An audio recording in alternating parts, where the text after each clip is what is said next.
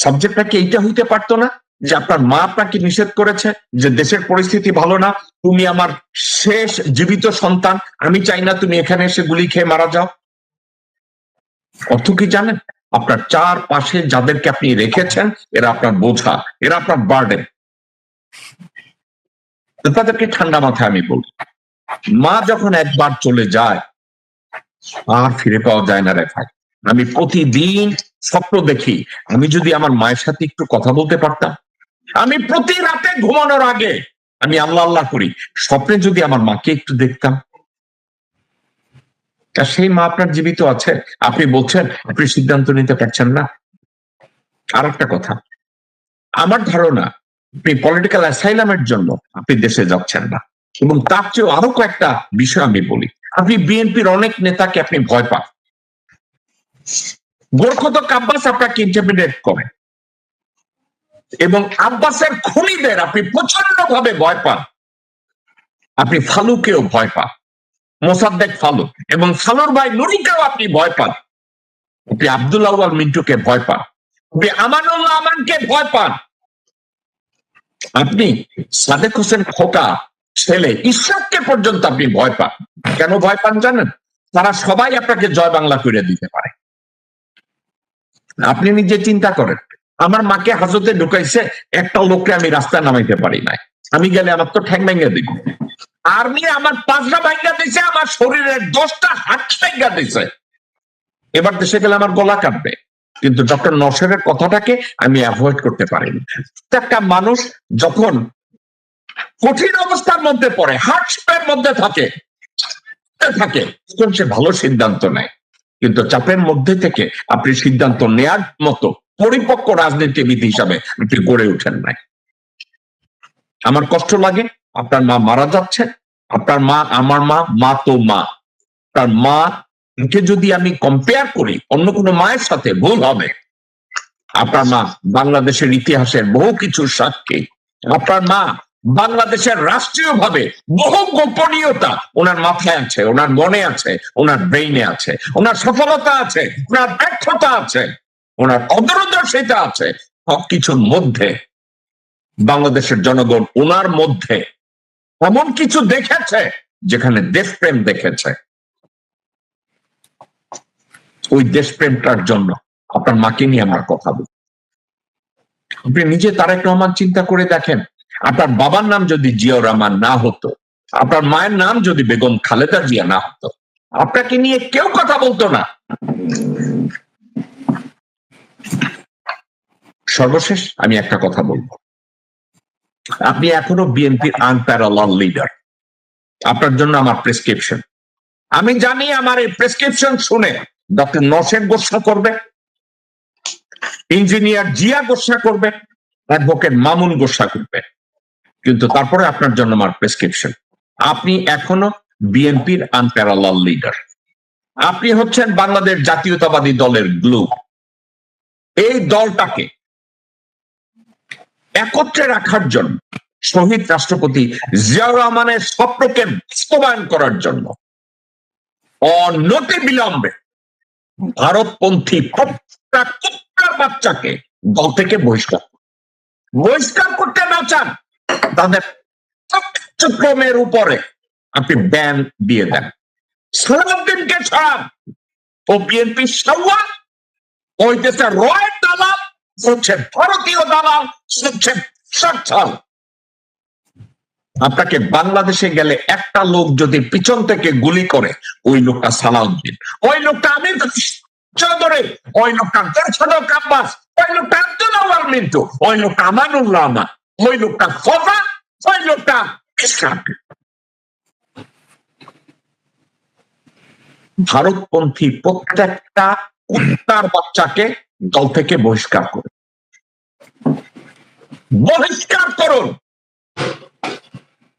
আর একটা কাজ করুন, আপনি নিজে আপনার স্পিচ রাইটার পরিবর্তন করে নিজে বলেন যে ভারতের সম্প্রসারণবাদের যে কোনো নীতিকে বিএনপি গ্রহণ করবে না।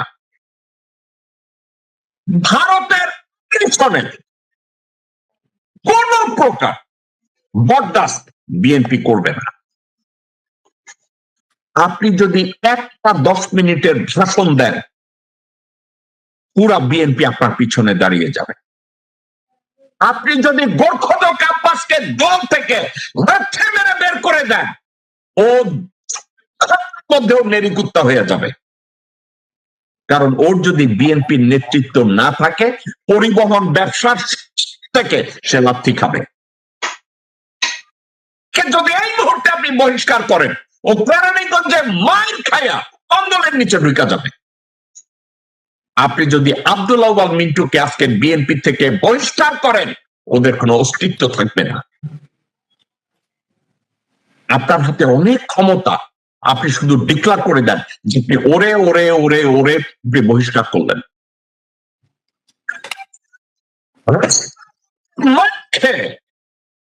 বিড়বিড় করবে আপনার পিছনে। 2, আপনার জন্য আরেকটা সাজেশন। এই মুহূর্তে আপনি বলেন যে আপনার দেশে না যাওয়ার পিছনে আপনার লজিক কারো কাছে জিজ্ঞাসা করেন না, মন থেকে আপনি বলেন আমি এর জন্য চাই না। আপনার যদি ব্রিটিশ অ্যাসাইলামের জন্য আপনি যদি ওখানে না যান, যেহেতু আমি লিগ্যাল প্র্যাকটিসে আছি, আমি জানি আপনার ওখানে কিছু লিগ্যাল ইস্যু আছে, এটা আপনি বলতেই পারেন। কিন্তু একটা কথা, অ্যাগেইন, রাজনীতি যারা করে তারা সবসময় রিস্ক নেয়। আপনার বাবা জীবনের বড় রিস্ক নিয়েছিল আপনার মাকে এবং আপনার ভাইকে সহ, দেশের জন্য রিস্ক নিয়েছে। আপনি ওটা করে দেখেন। এবং আপনার আশেপাশে তল্পি বাহক কুত্তার বাচ্চাগুলো, হুমায়ুন একটা ক্যান্সার, আমির খসরু মাহমুদ চৌধুরী আপনার জন্য ক্যান্সার, সালাউদ্দিন আপনার জন্য ক্যান্সার, আমানুল্লাহ আমান আপনার জন্য ক্যান্সার, আমির খসরু মাহমুদ আপনার জন্য ক্যান্সার, সামা ওবায়েদ আপনার জন্য ক্যান্সার, রুমিন ফারহানা আপনার জন্য ক্যান্সার, মিন্টু আপনার জন্য ক্যান্সার। এই ক্যান্সার গুলোকে আপনি শরীরে রেখে আপনি টাইলানল খাবেন আর ঔষধ খাবেন, মনে করবেন আপনি সুস্থ। আপনি একটা বোকা। তারেক রহমান, এখনো সময় আছে, ঘুরে দাঁড়ান। আপনার সাথে আপনার উদ্দেশ্যে আমি কথাগুলো বলছি স্রেফ একটা কারণে, আমি এখনো শহীদ জিয়াকে ভালোবাসি, আমি শহীদ জিয়ার স্বপ্নকে আমি পছন্দ করি, আমি শহীদ জিয়ার জাতীয়তাবাদকে আমি ধারণ করি। এগুলো ধারণ করতে আমার বিএনপি করার দরকার নাই। আমরা সকলেই প্রত্যাশা করছি, বাংলাদেশের মানুষ প্রত্যাশা করছে কি, বিগত 16 বছর ধরে মানুষের যে অধিকার আদায়ের জন্য বাংলাদেশের মানুষ সংগ্রাম করে এসেছে, বাংলাদেশের মানুষ, গণতন্ত্রে বিশ্বাসী রাজনৈতিক দলগুলো দেশের মানুষকে ঐক্যবদ্ধ করে বিগত 16 বছর ধরে যেই স্বৈরাচার এই দেশের মানুষের টুটি চেপে ধরেছিল, সেই স্বৈরাচারের বিরুদ্ধে সংগ্রাম করেছে, আন্দোলন করেছে ঐক্যবদ্ধভাবে, মানুষ নিজের রাজনৈতিক অধিকার ফিরে পাবার জন্য। স্বৈরাচার বিদায় হয়েছে, বর্তমানে অন্তর্বর্তীকালীন সরকার দেশ পরিচালনা করছে। অন্তর্বর্তীকালীন সরকার কিছু সংস্কারের প্রস্তাবনা দিয়েছে। অন্তর্বর্তীকালীন যেই সংস্কারগুলোর প্রস্তাব দিয়েছে, এই প্রস্তাবগুলো প্রায় 90%, 95% প্রস্তাবনা বিএনপি আরো 2.5 বছর আগে দেশের সামনে, দেশের মানুষের সামনে উপস্থাপন করেছে। হ্যাঁ, বাংলাদেশের বিভিন্ন রাজনৈতিক দল বিভিন্ন বিষয়ে মতামত উপস্থাপন করেছে, বিএনপি তার মতামত দিয়েছে। হ্যাঁ, কোনো কোনো বিষয় হয়তো অন্য কারোর সাথে আমাদের মত পার্থক্য আছে, কিন্তু বাংলাদেশের মানুষের রাজনৈতিক অধিকার, ভোটের অধিকার এবং বাংলাদেশের মানুষের নিরাপত্তা এবং কর্মসংস্থানের ব্যবস্থা করে মানুষের বেঁচে থাকার অধিকারের প্রশ্নে বিএনপির কারো সাথে কোনো আপত্তি নেই, দ্বিমত নেই। অর্থাৎ বিএনপি এই কাজগুলো করতে চায়, এবং এই কাজগুলো যদি করতে হয়, দেশের ভবিষ্যৎ সন্তান যারা, আজ যারা শিশু, আগামী দিনের ভবিষ্যৎ যারা, তাদের শিক্ষা ব্যবস্থা গড়ে তোলার জন্য যা করা প্রয়োজন, দেশের নারীদের অধিকার প্রতিষ্ঠিত করার জন্য, নারীদেরকে স্বাবলম্বী করার জন্য যা প্রয়োজন, দেশের কিশোর যুবক, যে কোনো মানুষ যার এই মুহূর্তে কর্মসংস্থান নেই, সেটি দেশে হোক সেটি বিদেশে হোক, তাকে প্রশিক্ষণ দেওয়ার মাধ্যমে তাকে স্কিল একজন শ্রমিক হিসেবে গড়ে তুলে তার কর্মসংস্থানের ব্যবস্থা করা, ছোট ছোট উদ্যোক্তা যারা, তাদেরকে সহযোগিতার মাধ্যমে তাদের সেই উদ্যোক্তাকে সফল করা, কৃষকের পাশে গিয়ে দাঁড়ানো, কৃষককে সঠিক সময় তার সার, বীজ, কীটনাশক সরবরাহের প্রস্তুতি গ্রহণ করা, মানুষের চিকিৎসা যেটি মানুষের জন্মগত অধিকার, সেই অধিকার সেই গ্রামের মানুষ থেকে শুরু করে শহরের মানুষ প্রত্যেকে যাতে সেই সুবিধা পায়, এই কাজগুলোকে যদি আমাদের সম্পাদন করতে হয়, তাহলে অবশ্যই জনগণের রায়, জনগণের মতামতের ভিত্তিতে, জনগণের সিদ্ধান্তের ভিত্তিতে একটি সরকার প্রতিষ্ঠিত হতে হবে, যেই সরকার জনগণের কাছে জবাবদিহি করতে বাধ্য থাকবে। এখন অন্তর্বর্তীকালীন সরকার, প্রিয় ভাই বোনেরা, এখানে উপস্থিত প্রত্যেকটি মানুষের আপনাদের জানা আছে যে আগামী বছর ফেব্রুয়ারির প্রথমার্ধে তারা নির্বাচনের ব্যবস্থা করবে।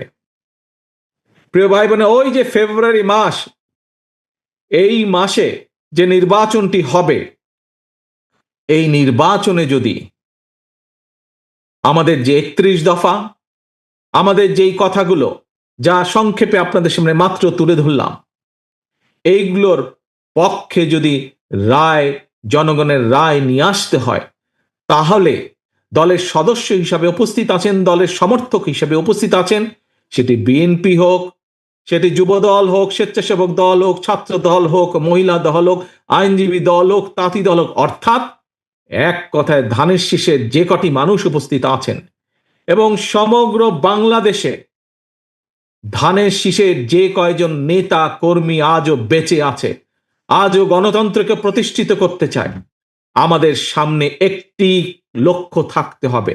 কি সেটি? সেটি হচ্ছে যে কোনো মূল্যে আমাদেরকে ঐক্যবদ্ধ থাকতে হবে, এর কোনো বিকল্প নেই। আমাদেরকে থাকতে হবে ঐক্যবদ্ধ। স্বৈরাচার পালিয়ে যাওয়ার কয়েকদিন পরে আমি জেলা, থানা সহ বিভিন্ন নেতৃবৃন্দের সাথে ভাগে ভাগে বসেছিলাম। আপনাদের অনেকেই সেদিন সেই মিটিংয়ে উপস্থিত ছিলেন। সেই মিটিংয়ে আমি একটি কথা বলেছিলাম যে স্বৈরাচার তো বিদায় হয়ে গিয়েছে, পালিয়ে গিয়েছে, কিন্তু অদৃশ্য শক্তি কিন্তু ধীরে ধীরে মাথা চাড়া দিয়ে উঠছে। মনে আছে আপনাদের এই কথাটি আমি বিভিন্ন সময় বলেছি, আজকে থেকে প্রায় 1 বছর আগে আপনারা বহু মানুষ সেদিন সেখানে উপস্থিত ছিলেন। প্রিয় সহকর্মীবৃন্দ, ধানের শীষের প্রতিটি কর্মী, সমর্থক, ভোটার বৃন্দ, আজ আমার 1 বছর আগের কথা কিন্তু ধীরে ধীরে দৃশ্যমান হতে শুরু করেছে।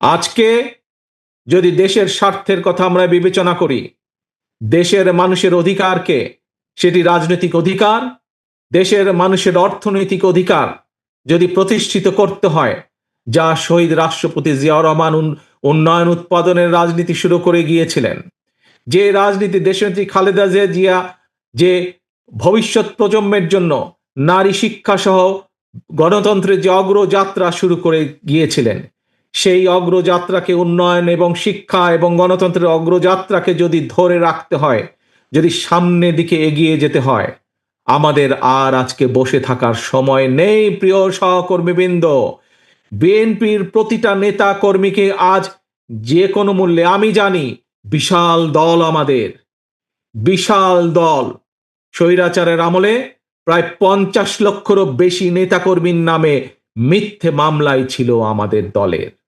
এত অনেক, পৃথিবীর অনেক দেশ আছে যেই দেশের টোটাল জনসংখ্যাও এর থেকে কম, এত সংখ্যক নেতাকর্মী আমাদের। থাকতেই পারে বিভিন্ন নেতাকর্মীর বিভিন্ন মতামত, থাকাটাই স্বাভাবিক, কিন্তু দলের যখন একটি সিদ্ধান্ত গৃহীত হয়ে যাবে, আমাদের কাজ হচ্ছে দলের সিদ্ধান্তের পিছে এসে দাঁড়ানো। কারণ আপনারা কি কারো ব্যক্তি কর্মী, নাকি আপনারা ধানের শীষের কর্মী? বলুন তো আমাকে, কার কর্মী আপনারা?